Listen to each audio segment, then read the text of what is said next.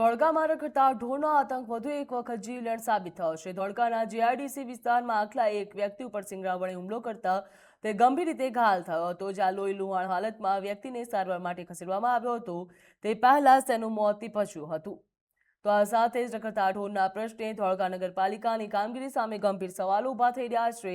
શહેરમાં અગાઉ પણ રખડતા ઢોરના કારણે અનેક અકસ્માતો સર્જાયા છે અને કેટલાય લોકો ગંભીર રીતે ઇજાગ્રસ્ત થયા હતા। તેવા બનાવો પણ સામે આવ્યા હતા। વારંવારની ઘટનાઓ છતાં પણ રખડતા ઢોરને નિયંત્રણ કરવા માટે તંત્ર નિષ્ફળ રહ્યું હોય તેવા આક્ષેપો લોકો દ્વારા કરવામાં આવી રહ્યા છે। જ્યાં ધોળકામાં વધુ એક બનાવ સામે આવ્યો છે, જ્યાં ધોળકા શહેરમાં રખડતા ઢોરનો આતંક વધુ એક વખત જીવલેણ સાબિત થયો છે।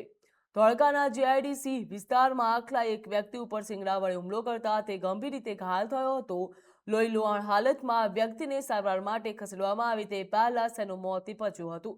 ઘટનાના પગલે સમગ્ર વિસ્તારમાં ચકચારી મચી જવા પામી હતી।